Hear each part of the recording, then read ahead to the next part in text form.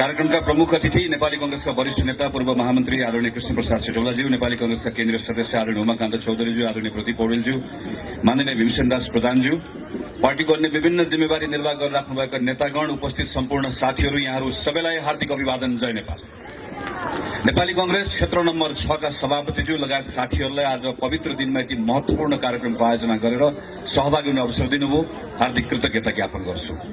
माघ 16 गते आज शहीद दिवस। म सम्पूर्ण वीर शहीदहरूलाई नमन गर्दै श्रद्धाको फूल अर्पण गर्न चाहन्छु। नेपोलियन बोनापार्टको एउटा भनाइ छ, मृत्युको आधारमा कोही पनि शहीद हुँदैन, मृत्युको कारण के हो त्यसको आधारमा कोही शहीद हो कि होइन भनेर उसको निर्धारण हुन्छ। नेपोलियन बोनापार्टहरूको युगमा शहीदको परिभाषा यसरी लगाइँदै गर्दा मृत्युको कारण ठिक थियो कि थिएन भनेर खोजिँदै गर्दा मृत्युको कारण यदि कुनै पनि राष्ट्रको सिमानाको लागि थियो, सिमाना तन्काउन होस् वा बचाउन होस् थियो भने उसलाई शहीद हुन योग्य ठानिन्थ्यो। युरोप मात्र होइन, हामी एसियामा हेर्न सक्छौं, अमेरिकामा हेर्न सक्छौं, थुप्रै ठाउँमा यसरी नै शहीदहरू बनेका छन्, शहीदहरूको परिभाषा बनाइएको छ। हाम्रो सन्दर्भमा भने स्थिति त्यो रहेन। हाम्रो अगाडि 4 जना शहीदहरूको आज यहाँ तस्बिर छ।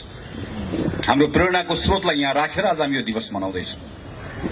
हामी 4 जना शहीदहरूले माघ 10 गतेदेखि 16 गतेसम्म 2007 सालमा शहादत प्राप्त गर्दै गर्दा होस् वा यसबाट प्रेरणा पाएर पछिल्लो समयसम्ममा हजारौं सपुतहरू जसलाई हामीले शहीद भनेर मानेका छौं, कसैले पनि शहादत दिएको नेपालको सीमाना रक्षाको लागि थिएन। हाम्रो सन्दर्भ नेपालको सीमानाका लागि थिएन। हामीसँग सीमाना थियो, तर त्यो सीमानाभित्र शासन गर्नेले तपाईं र मेरो सान मान सम्मान खोसेकोले त्यही सीमानाभित्र हाम्रो सम्मानको लागि हाम्रा सपुतहरूले आफ्नो जीवन शहादत गरे, जस्तो आज हामी शहीद भनेर भन्दछौं। पञ्चायतमा शहादत प्राप्त गर्ने होस् वा माओवादीको युद्धको बेलामा शहादत प्राप्त गर्ने होस्, सबै शहादत तपाईं र मेरो सम्मानको लागि थियो, तपाईं र मेरो शानको लागि थियो, तपाईं र मेरो उज्यालोका निम्ति थियो। थोरैलाई उज्यालो भएर पुग्दैन, उज्यालो सबैलाई चाहिन्छ भन्नका निम्ति थियो। तपाईं र मेरो स्वतन्त्रताको लागि थियो, तपाईं र मेरो समानताका लागि थियो। शहीद गंगालाल, धर्मभक्त दशरथचन्द्र शुक्रराज त्यो दिन झुन्डिन वा गोली खान तयार नभएको भए आज रत्न पार्कमा न यो मञ्च बन्थ्यो, न तल तपाईँ बसेर थप्पडी बजाउन पाउनुहुन्थ्यो।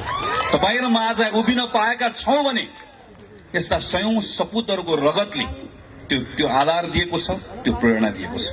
2007 सालमा आएको परिवर्तन पश्चात केही वर्षको संक्रमण पछाडि जब 2015 सालमा निर्वाचन भयो, त्यो निर्वाचन पछाडि जतिखेर पहिलो जननिर्वाचित सरकार बन्यो, त्यो सरकारले आफ्नो कार्यकाल पूरा गर्न पाएको भए, दरबारले अनावश्यक महत्वाकांक्षा नराखेको भए आज सायद नेपालमा संवैधानिक राजतन्त्र पनि रहन्थ्यो होला। आज हामीसँग 60 वर्षको संसदीय प्रजातन्त्रको इतिहास हुन्थ्यो। त्यो गरिबिलो इतिहास मात्र हुँदैन थियो, हामीसँग बलियो लोकतान्त्रिक चेतना हुन्थ्यो, संस्कार हुन्थ्यो र संस्कार हुन्थ्यो। हामीसँग भर पर्ने अदालत हुन्थ्यो, हामीसँग राम्रा विश्वविद्यालयहरू हुन्थ्यो होला, हामीसँग लोकतान्त्रिक चेतना पनि हुन्थ्यो, त्यसलाई बोक्ने संस्कार पनि हुन्थ्यो। दरबारको महत्वाकांक्षाले 30 वर्ष खेर गयो। अहिले पनि कहिलेकाहीँ साथीहरू कहीँ आएको युवाहरू घुमेको देख्छु, राजा आऊ देश बचाऊ, राजा आऊ देश बचाऊ भनेर भनेको देख्छु। 30 वर्ष दरबारले यही ठाउँबाट एकल शासन गर्ने मौका पायो। दरबारका विरुद्ध जो बोल्थ्यो उसलाई अराष्ट्रिय करार गरिन्थ्यो। हाम्रा कैयन साथीहरू मारिए। प्रतिपक्षविहीन राजनीति, 30 वर्षको स्थिरता, तर 30 वर्षपछि नेपालको अवस्था के रह्यो? नेपाल 2046 सालमा जनआन्दोलन हुँदै गर्दा नेपाल संसारकै सबैभन्दा गरिब देशमध्ये, संसारकै सबैभन्दा बढी विदेशी ऋण बोकेको देशमध्येको एउटा देश थियो। तब न जनता सडकमा ओर्लिए, तब न फेरि परिवर्तनको उद्घोष भयो। 46 साल पछाडि फेरि एउटा अवसर नेपालले पायो। गल्ती हामीले पनि गर्यौं, हामी पनि चुक्यौं। दरबारको फेरि षड्यन्त्र, माओवादीको अनावश्यक युद्धको दुस्साहस, यसले फेरि अर्को 10 वर्ष खेर गयो। 60-65 सालको आन्दोलन, त्यो आन्दोलनबाट आएको परिवर्तन, त्यसको व्यवस्थापन गर्न अर्को 10 वर्ष लाग्यो। र यत्रो लामो आरोह अवरोह पछाडि हामीले एउटा संविधान निर्माण गर्यौं। संविधान भनेको एउटा निर्जीव दस्तावेज मात्र होइन। अघि भीमसेन सरले संविधान देखाउनु भयो, यो संविधानमा हामी 600 मानिसले काम गरेका छौं हो। यो संविधान यो जनआन्दोलनसँग जोडिएको छ हो, तर यो संविधान त्यो जनआन्दोलनसँग मात्र जोडिएको छैन। यो संविधान यो 4 शहीदसँग पनि जोडिएको छ। यो संविधान तपाईँ हामीले नचिनेका अरू सयौं शहीदहरूसँग जोडिएको छ। किनकि स्वतन्त्रता र समानताको, मैले अघि पनि भने सिमानाको लागि होइन, तपाईँ र मेरो सिमानाभित्र, तपाईँ र मेरो सम्मानका लागि, तपाईँ र मेरो स्वतन्त्रता र समानताका लागि कयौं साथीहरू हाँसी हाँसी बलिवेदीमा चढे। त्यो लामो आरोह अवरोह पछाडि हामी अन्तिममा एउटा निष्कर्षमा पुग्यौं। त्यो निष्कर्षलाई दस्तावेजीकरण गर्यौं र हामीले एउटा संविधान निर्माण गर्यौं। यही संविधानमा टेकेर योभन्दा अगाडिको यात्रा अगाडि लिएर जाने हामीले उद्घोष पनि गर्यौं। त्यसैले यो संविधानलाई राम्रोसँग तपाईले निहालेर हेर्नुभयो भने त्यहाँ मृत अक्षर मात्र होइन, त्यहाँ तपाईले कहीँ कहीँ स्पन्दनहरू सुन्नुहुन्छ, शहीदहरूको आवाज सुन्नुहुन्छ, स्वतन्त्रताको लागि गरिएका ती आन्दोलनका चापहरू तपाईले त्यहाँ सुन्न सक्नुहुन्छ। त्यसैले आज त्यस कारणले गर्दा हामीहरू भनिरहेका छौं, यो संसदको विघटन होइन, यो संविधानको विघटन। प्रधानमन्त्री केपी शर्मा ओलीले यो संविधानमा टेकेर घर बनाउने मौका पाउनुभयो। संविधान हामी सबैले हालेको जग हो, त्यो जगमा टेकेर घर बनाउनका निम्ति मौका पाउनुभयो। म त हेड मिस्त्री हो, मिस्त्रीहरूको नायक। उहाँलाई 5 वर्षको निम्ति जिम्मा दिइयो, हातमा अस्त्र पनि दिइयो, तर शास्त्र नपढेकोले अस्त्र चलाउन जानेन, ढङ्ग पुर्याएन, घर बनाउन जानेन, घर बनाउन सकेन। घर बनाउन नजानेर घर बनाउन नसक्नेले मैले घर बनाउन सकिन, घर बनाउन जानिन भन्नुपर्नेमा दिएको अस्त्रको दुरुपयोग गरेर त्यही जगमा हान्न थाल्यो, त्यही जग भत्काउन थाल्यो। अनि वरिपरि रहेका आसेपासेहरू, धुपौरेहरूले प्रभु तपाईले गल्ती गर्नुभयो, तपाईलाई जिम्मा त घर बनाउन दिएको, तपाईलाई दिएको घनले तपाईले यसलाई इट्टा फोडेर माथि पर्खाल लगाउनु होला भन्न ठानेको, तपाईले जग भत्काउन थाल्यो भन्नुपर्ने ठाउँमा धुपौरे हेर्नुस् त देशभरि प्रधानमन्त्री हिँड्नु भएको छ, क्या बात, क्या भत्काउनु भयो भनेर वरिपरि भएको तपाईले हेर्नुहुन्छ, थरीथरीका देख्नुहुन्छ।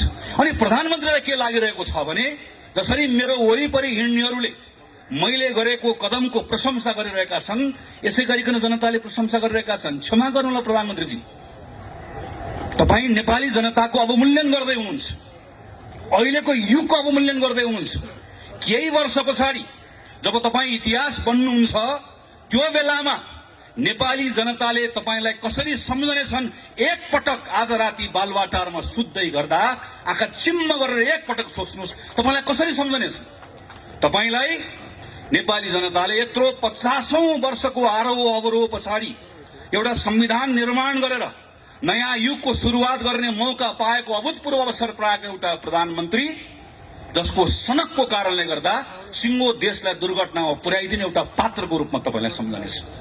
तपाईलाई नेपाली जनताले केही पनि थाहा नभएको, तर मलाई थाहा छैन भन्ने थाहा नभएको एउटा अयोग्य पात्रको रूपमा तपाईलाई सम्झनेछ। तपाईलाई नेपाली जनताले सिङ्गो संविधानलाई विघटन गर्ने एउटा पात्रको रूपमा सम्झनेछ। तपाईलाई नेपाली जनताले जनताको मतको अपमान गर्ने एउटा पात्रको रूपमा सम्झनेछ। नेपालको इतिहासको पानाहरू लेख्दै गर्दा जनताको अधिकारको लागि लड्ने पात्रहरूको पानामा प्रधानमन्त्री केपी शर्मा ओलीको नाम लेखिने छैन। तपाईलाई कसैले पनि त्यो पाना पल्टाएर त्यहाँभित्र तपाईको नाम खोजे भने कसैले भेट्ने छैन। तपाईको नाम कहाँ लेखिनेछ? तपाईको नाम नेपाली जनताको अधिकार खोज्ने शासकहरूको पंक्तिमा लेखिनेछ। त्यसैले तपाईका बारेमा धेरै चिन्ता छैन, तपाईका धुपौरेहरूको बारेमा त केही भन्नु पनि छैन। चिन्ता तपाईको होइन, प्रश्न तपाईलाई मात्र होइन, प्रश्न भोलि हामीलाई पनि हुन्छ। चिन्ता आज आफ्नै गर्नुपर्ने बेला आएको छ। त्यो बेलामा इतिहासले हामीलाई पनि प्रश्न गर्नेछ। त्यो बेलामा नेपाली कांग्रेस के गरिरहेको थियो भनेर प्रश्न गर्नेछ। त्यो बेलामा नेपाली कांग्रेसले भन्न पाउँछ प्रधानमन्त्री केपी शर्मा ओलीको कदमलाई असंवैधानिक कदम हो भनेर ढक्क उभिएर बसेको थियो भनेर भन्न पाउँछ। तर भन्न पाउने हक र अधिकारलाई हाम्रै केही साथीहरूले अल्मलाइदिनु भएको छ कि लड्डु कांग्रेसहरू मैदानमा आउनु भएको छ। यो हातमा पनि लड्डु, त्यो हातमा पनि लड्डु। लड्डु कांग्रेसहरूको कारणले गर्दा आज कांग्रेसमाथि नै प्रश्न उठेको छ। यो प्रश्नलाई पनि भोलि उठ्न नसक्ने गरिकन ठेचारेर हामी अगाडि बढ्नुपर्नेछ। यो नेपाली कांग्रेस पार्टी हो जसको नेता बीपी कोइरालाले मोहन शमशेरको अगाडि उभिएर भन्नुभयो, जतिखेर मोहन शमशेरले भने तिमी बाहुनको छोरा भएर गद्दीमाथि आँखा लगाउने, बीपी कोइरालाले उभिएर भन्नुभयो महाराज भूतपूर्वमा लेखेर शासन गर्ने दिन गए। त्यो पार्टीको कार्यकर्ता हो हामी। 30 वर्ष पञ्चायतमा दुर्गानन्द झादेखि योगेन्द्रमान शेरचनसम्म एकचोटि निवेदन लेखेको भए मन्त्री प्रधानमन्त्री हुन पाउँथे। झुन्डिए, गोली खाए, मन्त्री प्रधानमन्त्री बन्न कोही पनि तयार भएन। एउटा चुनावको हिसाब किताब गरेर बस्छौँ हामी। चुनाव जित्ने कुरा एउटा राजनीतिक दलले सोच्नु हुँदैन होइन। तर के एउटा चुनाव जित्ने वा हार्ने कुरा मात्रैका निम्ति नेपाली कांग्रेस पार्टी बनेको? आज खेल मैदानमा जाँदै गर्दा अर्कोपट्टिको मैदानमा भएका खेलाडीहरू आफै एकअर्कालाई हान्दैछ। आफै एकअर्कालाई हान्दै गर्दा कोही लडेका छन्, ढलेका छन्। गोल हान्न सजिलो हुन्छ भन्ने तपाईलाई पनि लागेको छ, मलाई पनि लागेको छ। तर गोल हान्न सजिलो हुन्छ भन्ने लाग्दै गर्दा यति त ध्यान पुर्याउँ, खेल मैदान रहेन गोल हान्नुला। खेल मैदानै रहेन भने गोल कहाँ गएर हान्ने हो? अनि त्यो खेल मैदान राख्ने पद्धतिका निम्ति लडेर आएको कांग्रेस होइन यो। त्यसैले आजको दिन नेपाली कांग्रेसको प्रत्येक साथीले आफैलाई प्रश्न गर्नुपर्छ, यदि कोही अलमलमा छ भने तपाई निर्वाचनको पक्षमा कि संसद पुनर्स्थापनाको पक्षमा? गलत प्रश्न। तपाई संविधानको पक्षमा हो कि होइन? प्रश्न यो। तपाई संविधानको पक्षमा हो भने तपाई जनताको पक्षमा हो कि होइन? तपाई न्यायको पक्षमा हो कि होइन? तपाई आज न्यायको पक्षमा हो कि अन्यायको पक्षमा हो? तपाई आज संविधान र जनताको पक्षमा हो कि यो संविधानलाई विघटन गर्ने तत्त्वहरूको पक्षमा हो? प्रश्न यो प्रश्नमा नेपाली कांग्रेस पार्टीले स्पष्ट निर्णय गरेर आफूलाई उभ्याएको छ। यो निर्णयलाई आजको दिनमा कतिपय ठाउँमा साथीहरू अल्मलिनु भएको छ, कतिपय अभिव्यक्तिहरूले अल्मलिनु भएको छ। म तमाम साथीहरूलाई आग्रह गर्छु, पार्टीको जुनसुकै तहको नेता होस्, पार्टीको निर्णयले बाँधिएको छ र पार्टीको निर्णय यही हो। पुष 5 गते प्रधानमन्त्री केपी शर्मा ओलीले गर्नुभएको काम असंवैधानिक हो। असंवैधानिक केपी ओलीको कदम मुर्दाबाद पार्टीको नारा यही हो। यो भन्दा दायाँ बायाँ न नेपाली कांग्रेसको निर्णय छ, न कसैले निर्णय गराउन पाउँछ। प्रश्न कांग्रेसलाई मात्र होइन, प्रश्न अदालतलाई पनि आउँछ। के साथीहरू के भन्नुहुन्छ भने अदालतको बारेमा बोल्नु हुँदैन। म फेरि भन्छु, बीपी कोइरालाको पार्टीको कार्यकर्ता हो हामीहरू र यही बीपी कोइराला हो जसले सर्वोच्च अदालततर्फ हेरेर भन्नुभयो, यो अदालत हो श्रीमान, न्यायको 4 किल्लाभित्र न्यायको हत्या नहोस्। दायाँ नहेर्नुहोस्, बायाँ नहेर्नुहोस्, वर नहेर्नुहोस्, पर नहेर्नुहोस्, न्याय गर्नुहोस्, विवेक पुर्याउनुहोस्। अदालततर्फ हेरेर पञ्चायतको बेलामा फाँसी मुद्दा लागेको बेलामा बोलेका बीपीका कार्यकर्ताहरू आज रामशाह पद देखेर पर भागेर अदालतको बारेमा बोल्दैनौ भनेर भन्छ भने ती कायरहरू मात्र हुन सक्दछ। अदालतको बारेमा कांग्रेसले बोल्दैन भन्ने भ्रम नराखौं। अदालतमा भइरहेको विषयको बारेमा कांग्रेस त बोलिसक्यो र कांग्रेस बोलेर भनिसक्यो पुष 5 गतेको कदम असंवैधानिक हो। अब अदालतले यो भन्दा दायाँ बायाँ फैसला गर्दैन भन्ने हाम्रो विश्वास। अदालतले गर्न सक्दैन, अदालतले गर्नु हुँदैन भन्ने हाम्रो मान्यता हो। अदालत प्रतिको प्रचुर विश्वास र विश्वासको आधार छ। अघि साथीहरूले चर्चा गरिसक्नु भयो। यही संविधान सभामा हामीहरू काम गर्दै गर्दा आदरणीय नेता कृष्णप्रसाद सिटौलाको नेतृत्वमा मस्यौदा समितिभित्र काम गर्दै गर्दा त्यही संविधान सभाबाट लेखिने संविधानमा भएको नेपालका कम्युनिस्ट पार्टीका साथीहरूको प्रस्ताव थियो अदालतलाई संसद मातहत राख्नुपर्छ। प्रस्ताव थियो एउटा संसदीय समितिले अदालतलाई हेर्नुपर्छ। हामीले भने हुँदैन। अदालतको स्वतन्त्रताको पक्षमा हामी रोप्यौं। यही संसदले अदालतको सम्मान राख्यो। अब हामी चाहन्छौं अदालतले संसदको सम्मान राखोस्। श्रीमानहरूलाई हामीहरू भन्न चाहन्छौं, तपाईहरू संविधान पल्टाएर हेरिराख्नु भएको छ, हेर्ने त्यही नै हो।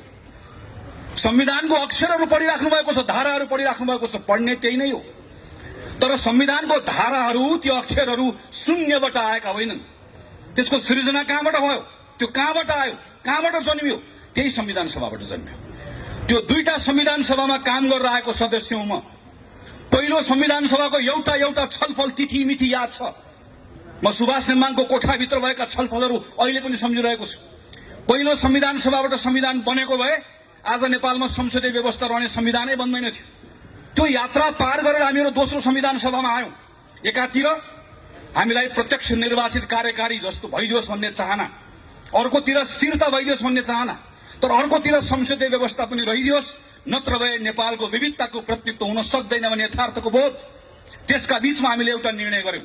हामी संसदीय व्यवस्था राख्छौं, तर यस्तो संसदीय व्यवस्था राख्छौं जसमा हुने व्यवस्था न भूत हो न भविष्य। संसारको कुनै पनि देशको संविधानमा नभएको व्यवस्था तपाई हाम्रो संविधानमा हामीले राखेका छौं। एउटा संविधान कसैले मलाई बताइदियोस् जसमा संसदीय व्यवस्थामा संसदबाट निर्वाचित भएको प्रधानमन्त्रीलाई 2 वर्ष अविश्वासको प्रस्ताव राख्न नपाउने कुनै एउटा संविधान छ? 2 वर्ष अविश्वासको प्रस्तावको बारेमा जब प्रधानमन्त्री निर्धक्क भएर बस्नुभयो त्यो बेलामा नेपालको संविधान सिरानी राख्ने, अनि आज जब यो संविधानले तपाईलाई विघटन गर्न दिएन अनि त्यो बेलामा भारतको संविधानले यसो भन्छ, बेलायतको संविधानले यसो भन्छ, त्यसो भारत जानुस्, त्यसो बेलायत जानुस्। यो नेपाल हो श्रीमान, यो नेपालको संविधान लाग्छ र नेपालको संविधानमा बहुमत प्राप्त प्रधानमन्त्रीले संसद विघटन गर्न पाउने कुरा लेखिएको छैन।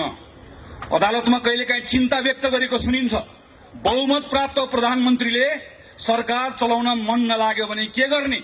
हामीले श्रीमानलाई भनेका छौं त्यसो भए बहुमत प्राप्त प्रधानमन्त्री खुरुक्क घर जाने, घर बस्न मन नलागे वन जाने। त्यो भन्दा बाहेक यो संविधानले बाटो देखाउँदैन। यो संविधानको धारा 76 मा छलफल भइरहेको छ। धारा 76 लेख्ने संविधानको मस्यौदा समितिको संयोजक यही हुनुहुन्छ, म त्यसको सदस्य। सम्माननीय अदालतका श्रीमानहरूलाई हामी भन्न चाहन्छौं, हामी जनताका प्रतिनिधि हौं। नजानेर नबुझेर धारा 1, 2, 3, 4, 5, 6, 7 लेखेको होइन। बहुमत प्राप्त प्रधानमन्त्रीले संसद भङ्ग गर्न पाउँछ भनेको भए, गर्न पाउँछ भन्ने लेख्नुपर्छ भनेको भए लेख्न नआउने हो, पढ्न नआउने हो। सरासर 2047 सालको संविधानको धारा 53 जस्तो बहुमत प्राप्त प्रधानमन्त्रीले संसद भङ्ग गर्न पाउने छ भनेर लेखिहाल्थ्यो। बहुमत प्राप्त प्रधानमन्त्रीले गर्न पाउँदैन भनेरै त्यस कारणले गर्दा गर्न नपाइने व्यवस्था गरे। यति कुरा प्रष्टसँग लेख्दै गर्दाखेरि पनि संविधानको व्याख्या गर्दै गर्दा तलमाथि हुन्छ भने प्रश्न उठ्छ श्रीमान, प्रश्न उठ्छ, जवाफ दिनुपर्ने हुन्छ। किनकि अदालतले पनि लेखेको कुरा व्याख्या गर्ने हो, काल्पनिक कुरा अदालतले पनि थप्न पाउँदैन। यो संविधानमा थपघट गर्न पाउने अधिकार अदालतले पनि छैन, लेखेको कुराको व्याख्या गर्ने मात्रै हो। यति मात्र होइन, तपाई प्रत्येक नेपाली नागरिकले यो कुरा मनन गर्नुपर्छ। प्रधानमन्त्री केपी शर्मा ओलीको विघटनको यो प्रस्ताव सदर हुने हो भने यो भन्दा ठूलो लोकतन्त्रमा जनताको निर्वाचनको अर्को अपमान हुन सक्दैन। हाम्रो संविधानमा त लेखिएको छैन। कहिलेकाहीँ के कुरा गरिन्छ भने संसारको विभिन्न संविधानमा भएको व्यवस्थाको कुरा गरिन्छ, संसदीय व्यवस्थाको कुरा गरिन्छ। हाम्रो संविधानमा नलेखेको तर संसदीय परम्पराको कसैले बहस गर्छ भने पनि एकपटक पल्टाएर हेरौं। एउटा संसद विघटन गरेको घटना कसैले मलाई बताइदियोस् जहाँको प्रधानमन्त्रीले के भन्छ भने यो संसदमा सम्पूर्ण रूपमा मेरो बहुमत थियो, संसदमा मलाई केही पनि समस्या भएको थिएन, तर राति सुतेको बिहान उठ्दै गर्दा भङ्ग गर्न मन लाग्यो, मैले भङ्ग गरिदिएँ। प्रधानमन्त्रीको पत्रले योभन्दा अरू केही भन्छ? तपाईले पत्र पढ्नु भएको छ एकपटक? प्रधानमन्त्री के भन्नुहुन्छ भने मलाई 2/3 बहुमत चाहियो, त्यस कारणले गर्दा मैले संसद भङ्ग गरिदिएँ। अब 2/3 बहुमत दिनुस्। त्यसपछि प्रधानमन्त्री के भन्नुहुन्छ भने 2/3 पुगेन, सम्पूर्ण चाहियो भन्नुहुन्छ। त्यो भन्न पाइने हो नि त। एउटा व्यवस्था कसैले देखाइदियोस्, एउटा अभ्यास देखाइदियोस् जहाँ संसदमा समस्या नरहिकन संसद विघटन भएको होस्। भएको छैन, कहीँ पनि हुँदैन। हाम्रोमा त पाइँदैन, पाइने ठाउँमा पनि हुँदैन। संसदमा समस्या आएपछि बल्ल संसद भङ्ग गर्ने अभ्यास संविधानमा व्यवस्था भएका देशहरूमा छ, हाम्रोमा त त्यो पनि छैन। त्यसैले हामी श्रीमानहरूतर्फ फर्केर भनिरहेका छौं, केही हेर्नु पर्दैन, हाम्रो संविधान मात्र हेर्दै हुन्छ। प्रधानमन्त्रीले अदालतमा चलिरहेको कुरालाई तमासा भनेर भन्नुभयो। तमासा भन्ने कुरालाई अदालतले कसरी लिन्छ अदालतले जान्ने कुरा हो। केही पूर्व प्रधान न्यायाधीशहरूले अदालतको अ पनि उच्चारण गर्नु भएन। उहाँले जम्मा एउटा कुरा भन्नुभयो, प्रतिनिधि सभाको विघटन संविधानलाई नेपाल संविधानका हिसाबले पनि राजनीतिक हिसाबले पनि यसले गतिरोध उत्पन्न गरेको छ भनेर भन्नुभयो। भनेको त्यति मात्रै हो। त्यति भनेको आधारमा आज पूर्व प्रधान न्यायाधीशहरूलाई अदालतको अपहेलनाको मुद्दा लागेको छ। अदालतको प्रक्रिया छ, म प्रक्रियाको सम्मान गर्छु र मलाई विश्वास छ अदालतले यसलाई दूधको दूध पानीको पानी गर्छ। तर एउटा कुरा सम्झाउन चाहन्छु, केवल राजद्रोहको मुद्दा लागेको थियो मलाई। यही अगाडिपट्टि नागरिक आन्दोलन भएको थियो। देवेन्द्रराज पाण्डे र कृष्ण पहाडीले नेतृत्व गर्नुभएको नागरिक आन्दोलनमा यहाँ नारा लगाएको बहानामा राजद्रोहको मुद्दा लागेर हिरासतमा थिए। म माथिको मुद्दामाथि बहस चलिरहेको थियो विशेष अदालतमा। विशेष अदालतमा बहस चल्दै गर्दा थुप्रै युवा साथीहरू अदालतमा आउनुभयो। अदालतको परिसरमा छिर्नुभयो। तलबाट नारा लाग्न थाल्यो, ज्ञाने चोर देश छोड। र त्यही बेलामा मेरो पक्षमा बहस गर्दै गरेका वकिलहरूले भन्नुभयो, श्रीमान एकछिन अदालतमा मौनता चाहन्छु। श्रीमान एकछिन कोही नबोलिदिनुहोस्। कोही बोलेनन्। भित्र युवाहरू भित्रै पसे, नारा लगाउँदै गए, अझ स्वर ठुल्ठुलो हुँदै गयो। अनि मेरो पक्षको वकिलहरूले भन्नुभयो, श्रीमान मेरो पक्षलाई आज जुन आरोप लागेको छ त्यो आरोपको आधारमा तपाईले आज यसलाई राजद्रोही भन्ने हो भने ती राजद्रोहीहरू त अदालतमा आइसके। यी सबलाई राजद्रोही तपाईले भन्नुपर्छ। अब कतिलाई राजद्रोही भन्नुहुन्छ भनेर भनेको म सम्झन्छु। आज संविधानमा नलेखिएको संसद विघटन गरेको कुरा गलत हो भनेर कसैले भन्दै गर्दा, नेपालको प्रधानमन्त्रीले विधिको शासनमा विश्वास गर्नुहुन्न, सेटिङको शासनमा विश्वास गर्नुहुन्छ भनेर कसैले भन्दै गर्दा अदालतको अपहेलनाको मुद्दा लाग्छ भने अपहेलनाको मुद्दा हामी सबैलाई लगाइयो श्रीमान। हामी सबैले त मुद्दा खेप्न तयार छौँ। न्यायको पक्षमा बोल्दै गर्दा अदालतको अपमान हुँदैन। हामी अदालतको मान बढाउन चाहन्छौँ, अदालतको शान बढाउन चाहन्छौँ। सर्वोच्च अदालत भन्ने नाम संविधानले दिएको, तर सर्वोच्च अदालतप्रतिको सर्वोच्च विश्वास अदालतले आर्जन गर्नुपर्छ। न्यायबाट आर्जन गर्नुपर्छ, फैसलाबाट आर्जन गर्नुपर्छ, न्याय गरेको देखिनुपर्छ। त्यसका निम्ति हामीहरू बोलिरहेका छौँ। कतिपय साथीहरू भन्नुहुन्छ आज हामी नेपाल कम्युनिस्ट पार्टी दुईटा हुँदै गर्दा कुनै एउटाको पक्षमा नबोलौँ, कुनै अर्कोको पक्षमा नबोलौँ। मलाई यसमा अल्मलिनु पर्ने कारण केही पनि छ भन्ने लाग्दैन। कम्युनिस्ट पार्टीका साथीहरू दुईतिर अहिले फर्केर बस्नु भएको छ। एउटाले एउटाको वस्त्र उतार्नुहुन्छ ल भन्नुहुन्छ, ल आज मैले उतारिदिएँ। अर्कोले भन्नुहुन्छ उसले एउटा उतारे मैले दुईटा उतारिदिएँ। उतार्दा उतार्दै केही दिनपछि दुवै थरीहरू सर्वाङ्ग नाङ्गिसके पछाडि तपाईँ हामीले कोहीले पनि उहाँहरूलाई हेर्न सक्दैन।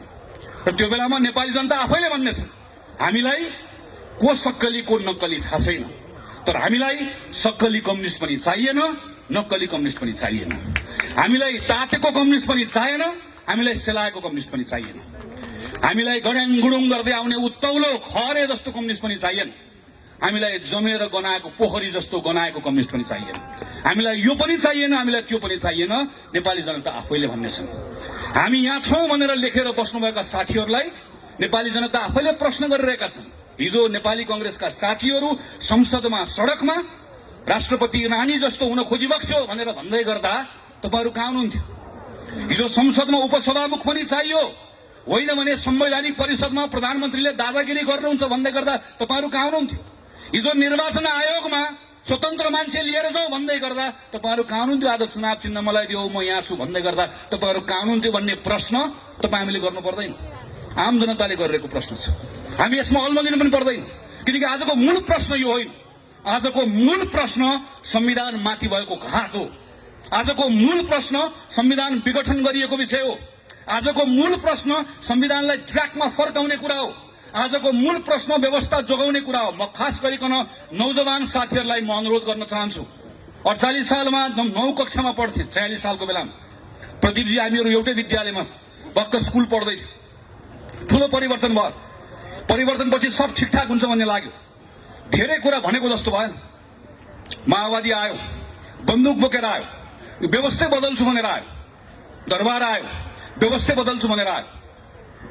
त्यो बेलाका युवाहरूको त्यो क्षणिक आवेगमा, क्षणिक नैराश्यतालाई त्यसको दुरुपयोग गरेर अनेकन शक्तिहरू आयो। तर त्यसले हाम्रो पुस्ता खायो, हाम्रो एउटा जेनेरेसन गयो। यो बेलामा तपाईको रिस पार्टीसँग हुन सक्छ, तपाईको रिस नेतासँग हुन सक्छ। रिस उठ्यो पार्टी फेर्दिनुस्, रिस उठ्यो नेता बदल्नुस्, तर पद्धति बदल्ने कुरामा साथ कसैले पनि नदिनुस्। यो पद्धति बदल्ने भत्काउने कुरा फेरि एकपटक सुरु भयो भने अर्को 20 वर्ष जान्छ। लेखेर राख्नुस्, गनेर राख्नुस्। तपाईलाई मन परेन मूर्ख शासक बदल्दिनुस्, तर मूर्ख शासकको हुकुमले चल्ने पद्धतिले नेपालको हित हुँदो रहेनछ भन्ने कुरा इतिहासले बताएको छ, पटक पटक प्रमाणित भएको छ।